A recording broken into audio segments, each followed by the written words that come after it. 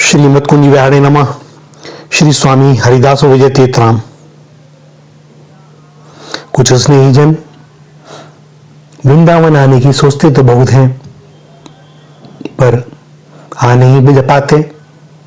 सप्ताह, महीना, वर्ष निकलते चले जाते हैं और उनका आना नहीं हो पाता। कभी कोई बात हो तो वे असमर्थता व्यक्त कर देते हैं। ठाकुर जी की इच्छा नहीं है, जब वे बुलावेंगे तब आवेंगे, खाली घर छोड़कर कैसे आवें। बड़ी अद्भुत बात। आना तो चाहते हैं ठाकुर जी के दर्शनों को श्रीधाम में, ब्रज में, किंतु घर छोड़कर कैसे आवें। कोई चोरी डकैती हो गई तो जो जमा किया है सब साफ, फिर तो ठाकुर जी के दर्शनों की आने की भी इच्छा ना होगी, वरन यह शिकायत और होगी कि ठाकुर जी हमारे साथ ऐसा अन्याय क्यों किया, और अन्याय से हमारा कैसा वास्ता। सो तुम अपने घर, हम अपने घर। जीवन भर ठाकुर जी के दर्शन और परिक्रमा देते समय हमारी कोई ना कोई मांग बनी ही रहती है। कोई एक पूर्ति हो गई तो पुनः दर्शन और पुनः एक नई मांग।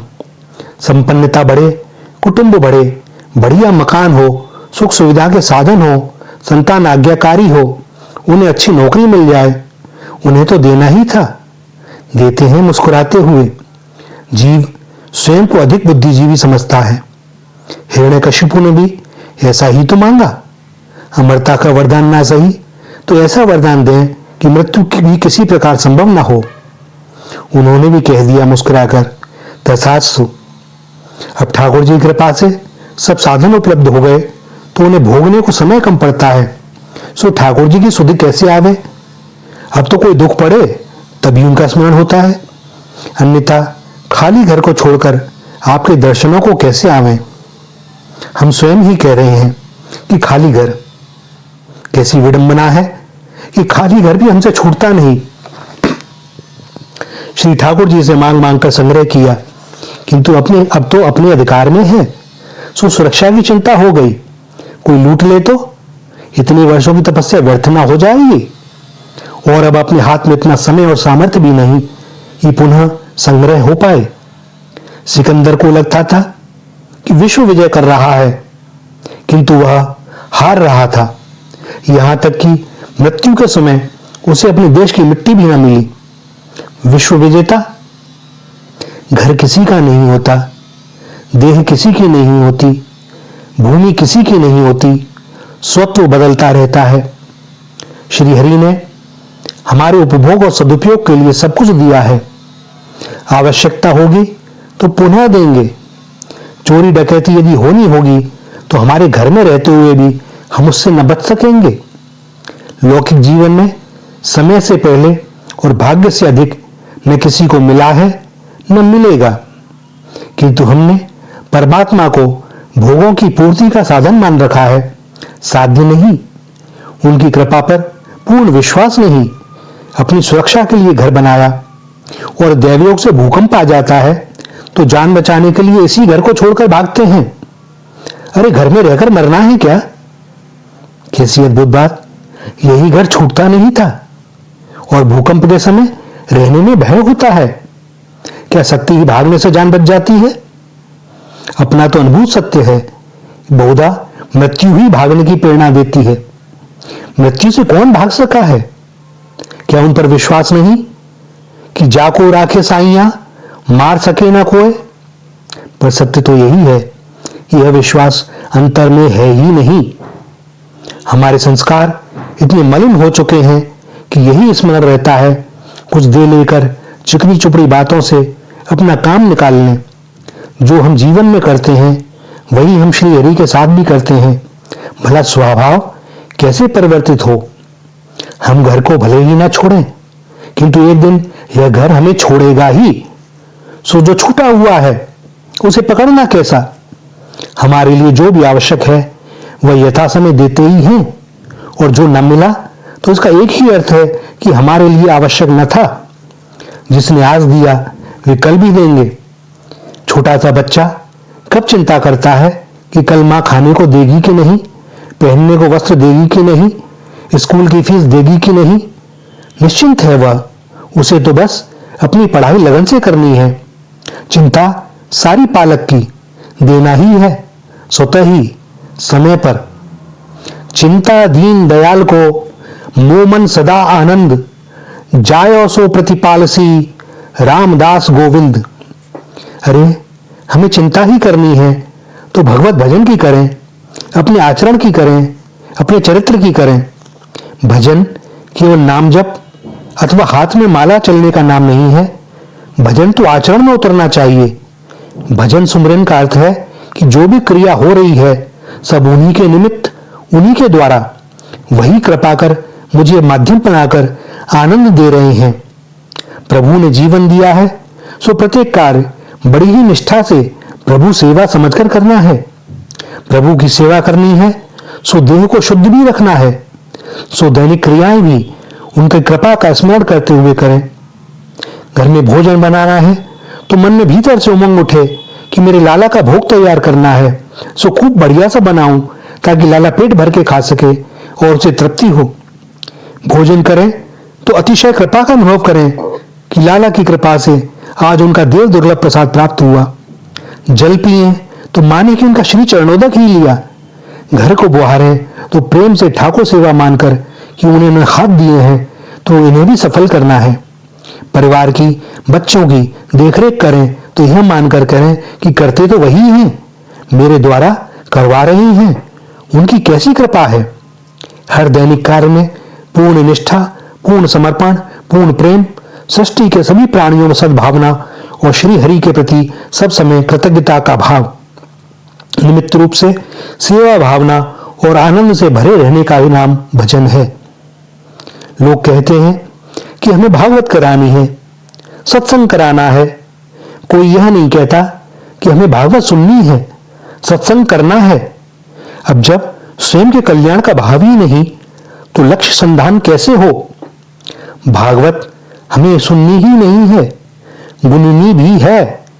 प्रत्येक लीला यदि हृदय में जीवंत ना हुई तो इसका अर्थ है कि सुनने में, गुनने में बड़ी भारी कमी रह गई। और सुनाने का आग्रह किससे करें। अरे यह रस तो कोई विरक्त ही दे सकता है। श्री सुखदेव जी के पद चिन्हों पर चलने का लक्ष्य रखने वाला। लाखों करोड़ों का आयोजन वह भागवत के लिए, सत्संग के लिए। कुछ लोगों के लिए यह भी स्टेटस सिंबल हो गया है। व्यापार में धन कमाया, प्रतिष्ठा कमाई, अब धर्म के क्षेत्र में नाम प्रतिष्ठा करनी है। कोई मध्यम वर्गीय किसी अच्छे वक्ता से अपने घर में भागवत सुनने का स्वप्न में भी चिंतन नहीं कर सकता। कहां से देगा दक्षिणा, कैसे करेगा भव्य आयोजन, और समय कहां है उनके पास। वर्षों के कार्यक्रम निश्चित। अद्भुत लीला है नाथ तुम्हारी, हमें क्षण भर का पता नहीं, और वर्षों का, भविष्य का क्या क्या हमने हिसाब लगा रखा है। भागवत कहने और सुनने के लिए भविष्य का समय निश्चित किया जाए। अरे सुनने और सुनाने वाला तो ऐसा हो, यदि तुम्हें भागवत सुननी है, सत्संग की बातें सुननी है, श्री कृष्ण का चरित्र सुनना है, राम जी की कथा सुननी है, तो बैठ अभी, यही क्षण शुभ मुहूर्त है। प्रभु ने बड़ी कृपा करके भेजा है तुझे, किसी और की क्या आवश्यकता। तुम्हारे निमित्त बनने से मुझे उनकी सभी लीलाओं की, उनके राम रस की जो दिव्य अनुभूति होगी वही मेरी दक्षिणा। तुम भी सोच लो कि वास्तव में तुम सुनने ही आए हो कि नहीं। तो आओ, यदि सुनने आए हो तो बैठे किसी वृक्ष के तले।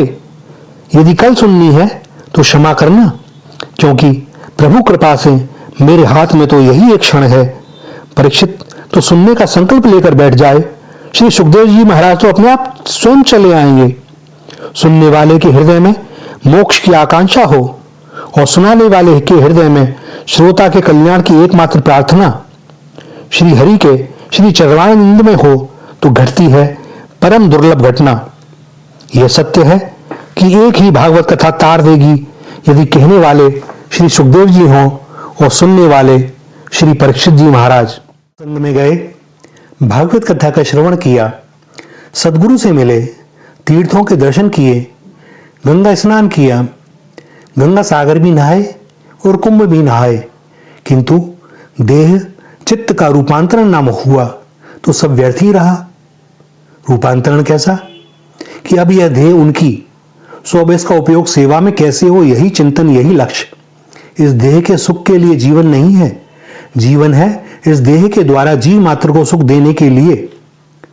चित्त बुद्धि में सदाशयता, नम्रता, अनुग्रह, विरह के भाव प्रकट हों। प्रत्येक क्षण कृपालु की कृपा के अनुग्रह की अनुभूति से छके रहें हम। नेत्र मूंद कर हृदय से अनुभव करके देखें कि उन्होंने हमें क्या नहीं दिया। क्या जो मिला है हम उसके पात्र भी थे? कदापि नहीं। दृष्टि बदलेगी तो विदित होगा कि हमने सबसे पाया ही पाया है, किसी को कुछ दिया ही कहां। दे भी कहां सकते थे, अपने पास था ही क्या। यदि हमारे द्वारा कोई शुभ कार्य हुआ तो उन्होंने ही माध्यम बनाकर कृपा की। मानो माता पिता अपने किसी छोटे बच्चे के द्वारा दान करवावें। प्रयत्न करें कि सत्संग में बैठे कोई और जब वहां से उठे तो उठे कोई और।